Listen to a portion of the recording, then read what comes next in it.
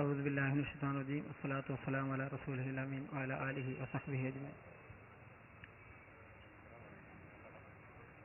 വിഷയാവതരണത്തിൽ പറഞ്ഞതുപോലെ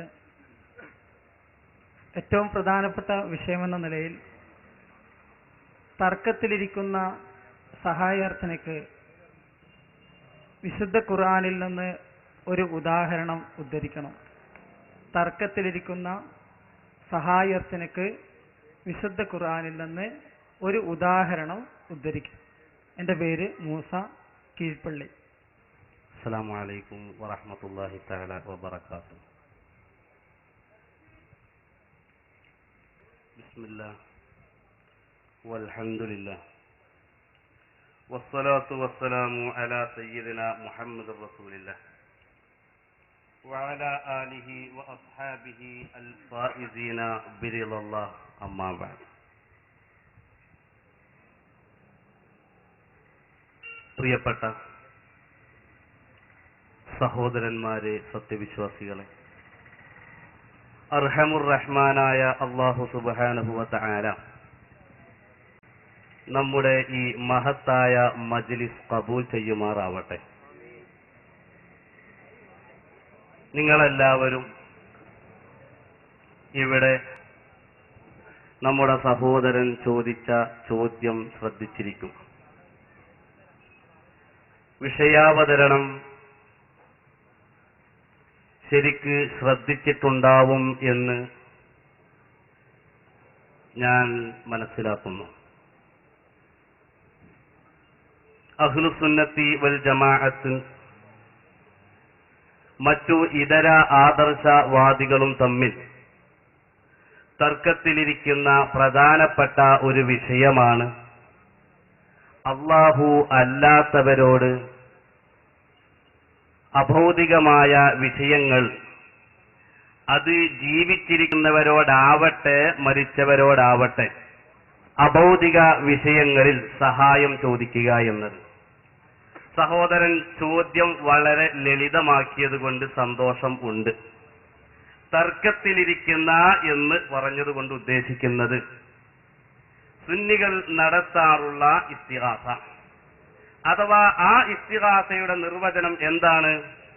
കേരള നദ്വത്തുൽ മുജാഹിദീൻ പ്രസിദ്ധീകരിച്ച കെ കുഞ്ഞീദ് മദനിയുടെ അള്ളാഹുവിന്റെ ഔലിയാക്കൾ എന്ന പുസ്തകത്തിന്റെ 102-ാമത്തെ പേജിൽ വളരെ വസ്തുനിഷ്ഠമായി തർക്കത്തിലിരിക്കുന്ന ഇസ്തിഗാസയെ നിർവചിച്ചിട്ടുണ്ട്. അതുകൊണ്ട് ഇനി ആ വിഷയത്തിൽ തർക്കിക്കേണ്ടതില്ല. എന്താണ് തർക്കത്തിലിരിക്കുന്ന ഇസ്തിഗാസ? മനുഷ്യ കഴിവിനതീതമായ വിഷയങ്ങളിൽ, ഉദാഹരണം മഴ ചോദിക്കുക, ഭൗതികമായ സാഹചര്യം ഇല്ലാത്തിടത്ത് വെള്ളം ചോദിക്കുക, അങ്ങനെ പല വിഷയങ്ങളും മനുഷ്യ കഴിവിനതീതമായ വിഷയങ്ങളിൽ ജീവിച്ചിരിക്കുന്നവരോടോ മരിച്ചവരോടോ സഹായം ചോദിക്കൽ ബഹുദൈവാരാധനയാണ്. In bracket ശിർക്കാണ്. ശരിക്കും ശ്രദ്ധിക്കണം.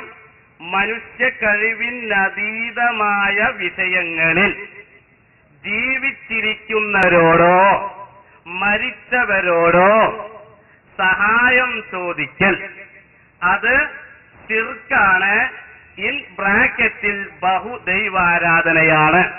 തിരുസുന്നത്തിൽ സ്പഷ്ടമായിട്ടുള്ളതും ഉത്തമ നൂറ്റാണ്ടുകളിൽ നിലനിൽക്കുന്നതുമായ ആശയം ഇതാണ് എന്നും കുഞ്ഞീദ് മദനി അദ്ദേഹം അൽ ഇസ്തിഗാസ, അദ്ദേഹത്തിന്റെ അള്ളാഹുവിന്റെ ഔലിയാക്കൾ എന്ന പുസ്തകത്തിന്റെ 102-ാമത്തെ പേജിൽ, മറ്റൊരു നുസ്ഖയിൽ 104-ാമത്തെ പേജിൽ പറഞ്ഞിട്ടുണ്ട്. അതാണ് തർക്കത്തിലിരിക്കുന്ന ഇസ്തിഗാസ. മുജാഹിദ് തന്നെ പറഞ്ഞു, നമ്മൾ പറയണ്ടല്ലോ അല്ലേ? അപ്പൊ ഇനി അദ്ദേഹത്തിന്റെ ചോദ്യം, ആ തർക്കത്തിലിരിക്കുന്ന ഇസ്തിഗാസയിൽ അഥവാ ജീവിച്ചിരിക്കുന്നവരോടോ മരിച്ചവരോടോ സഹായം, മനുഷ്യ കഴിവിനതീതമായ വിഷയത്തിൽ സഹായം ചോദിക്കൽ അഥവാ ഇസ്തിഗാസ നടത്തൽ, തർക്കത്തിലിരിക്കുന്ന ഇസ്തിഗാസ എന്നാണ് അതിന്റെ അദ്ദേഹം പ്രയോഗിച്ചത്. അതിന്റെ ട്രാൻസ്ലേഷൻ സഹായം ചോദിക്കൽ. അതിന് വിശുദ്ധ ഖുർആനിൽ ഒരു തെളിവാണ് അദ്ദേഹം ആവശ്യപ്പെട്ടത്, അല്ലേ? ഓക്കെ, മുഖവര ശ്രദ്ധിച്ചല്ലോ. ശരി, നിങ്ങൾക്ക് അവസരമുണ്ട്. ഇനി ആയത്ത് കേട്ടുകൊള്ളുക. ബഹുമാനപ്പെട്ട നബിയുല്ലാഹി മൂസ അലൈഹിസ്സലാം, ആ മൂസാ നബി അലൈഹിസ്സലാമിനോട്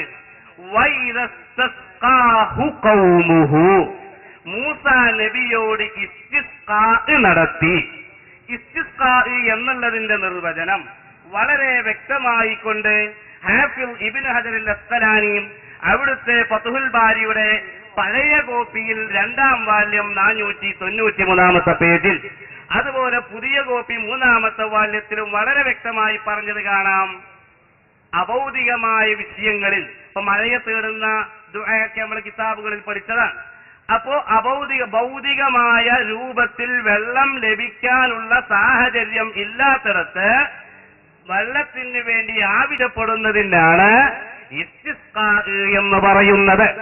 ആ ഇസ്തിസ്ഖാ മൂസാ നബി അലൈഹിസ്സലാമിനോട് തന്റെ ജനതകൾ, തന്റെ സമുദായം ചോദിച്ചത് വിശുദ്ധ ഖുർആനിൽ പറഞ്ഞിട്ടുണ്ട്.